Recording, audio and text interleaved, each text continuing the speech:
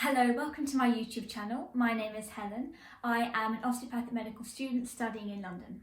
In this video I'm going to share with you some of my tips and tricks that I now use to prevent myself from burning out when studying. The reason why I'm sharing this video with you guys is because during the pandemic, when I was resitting some exams, I suffered from really severe burnout, which had adverse effects on my mental health and also my physical health. So these are some of the things that I have learned and I now implement into my studying routine so that I do everything I can to prevent myself from burning out and having that happen again. The first thing that I now do, or I have now done, to prevent burnout is that I've actually changed my attitude. This, studying is a long-term game. You're going to be in it for the long run. It's not a couple of weeks or months, it's going to be years depending on the course that you're doing.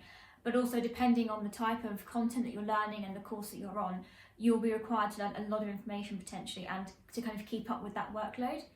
The most important thing to realise is that any routine that you are doing needs to be sustainable. You need to be able to do it and keep up with it in the long run. If you don't or you can't, you're just not going to find yourself keeping up with the same workload.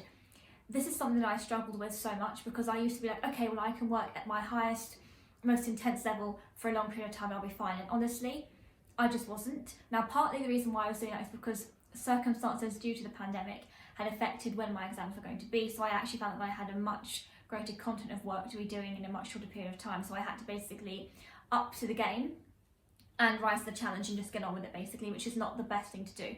But under those circumstances, that was what happened.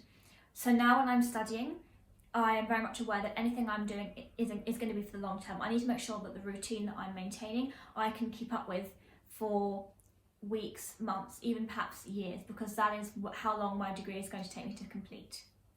Periods of high stress, such as those that you have during your exams when you're studying, like the maximum that you can't be sustained for a long period of time. If they are, you'll actually find they'll affect your mental health and your physical health. So make sure that whenever you're studying, you only ramp up those number of hours that you're studying just before your exams. If you don't, you're going to find yourself burning out before your exams have been started, and honestly, you're just not going to do as well as you hope because you cannot maintain that level of intensity for a long period of time.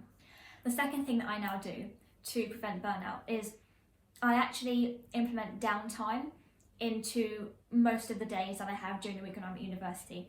Previously, I would just go at something for like 8-10 hours, have next to no downtime, never do anything to relax, and then just keep working, maybe do a workout before I go to bed. I just never gave myself that space. And again, it's fine in the short term, but in the long term, it's just not sustainable. So every day now, I always make sure I do something in the evenings just to wind down, relax my brain, so that tomorrow I can go and ramp it up again to keep studying, to keep working, to keep learning. This is really important. So make sure that whatever you're doing, you make sure you get some downtime into your daily routine. The third thing that I now do is I actually take days off. There is this notion, like when you're studying, that you need to suffer and you have to be suffering, and if you're not suffering, then you're not going to be successful, you're not going to be worthy of that success. This is such an incorrect attitude. I used to think like that. I used to think I have to suffer. The harder it is, the harder I'm working, the more successful I'll be, the more likely I'll be to achieve my goals. Listen, okay. Whenever you're studying, it's going to take hard work. It's going to take effort and input and time. But if you don't make your routine as accessible and easy to do, you just won't even do it in the first place. Taking days off for me is a really key thing, because I need time away from my degree that I'm studying so that I can be refreshed when I come back the next week and keep going. If I was to go, for example, 10 days studying the same thing, I would just be so exhausted, like mentally, from that. So I always make sure now I take days off. Every week, even if it's just one day, I'd take days off. Even when I was studying actually, and I was preparing for exams, I took days off. Your brain and your mind, you just need that space so you can come back and work at the same level. If you don't take that time off, honestly, the effects on your studying will be detrimental. It's a really odd notion because we have this idea that you must be working constantly, and taking days off almost feels a bit like guilt tripping. And we have to get out of that mentality because really you need that time. It's not healthy, it's not good for you, and taking that day off will actually mean that you're more productive the week you come back to your work. So try if you can, take days off, schedule days off to do something else, go out the house, do anything you can, because you need that space so that you can keep going at the level of intensity or the level of, work that you're needing to do. The fourth thing now that I do differently is I don't compare myself or my study routine to other people. Everyone actually learns differently and everyone has a different way of learning or a different time of learning that works for them. The biggest thing that I've actually realised is that people are very, how would you say this politely, aren't honest about how much they're studying or how they actually study. I could go in and tell my friend, oh, I did 10 hours yesterday. And she's thinking, wow, for a whole 10 hours, every minute of that 10 hours you were working. No. To me, that 10 hours could be like, oh, well, I sat down at 9, went on my phone till about past, sat down, did some work, took another 10 minutes. But I'm saying to somebody, oh, I've worked 10 hours. And they're thinking, oh, I've been consistently. No.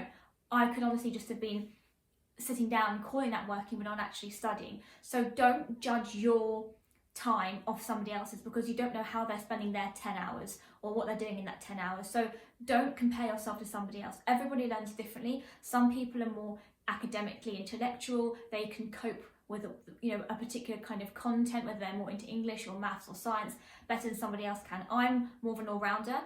Some people, I have some friends who are very, very good at maths and science. I'm good at them, but I need to put a lot more work in than they do to get the same results. So don't compare yourself to anybody else. You'll just find yourself stuck in a rabbit hole. It's just not an ideal thing to do.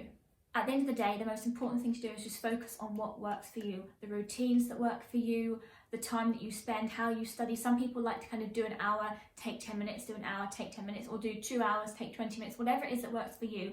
You need to focus on that and make sure that you're sort of perfecting your routine. Don't be interested in what somebody else is doing because honestly, it's just not worth it. Put your energy into yourself, into your own study routine, and I think you'll reap better results. That's what I now try to do, and honestly, it's helped me so much. Thank you so much for watching this YouTube video. I hope you found it helpful, and I hope that you found there are some tips in this video that you can then implement and take into your own study routines as well. Thank you so much for watching, and I'll see you soon.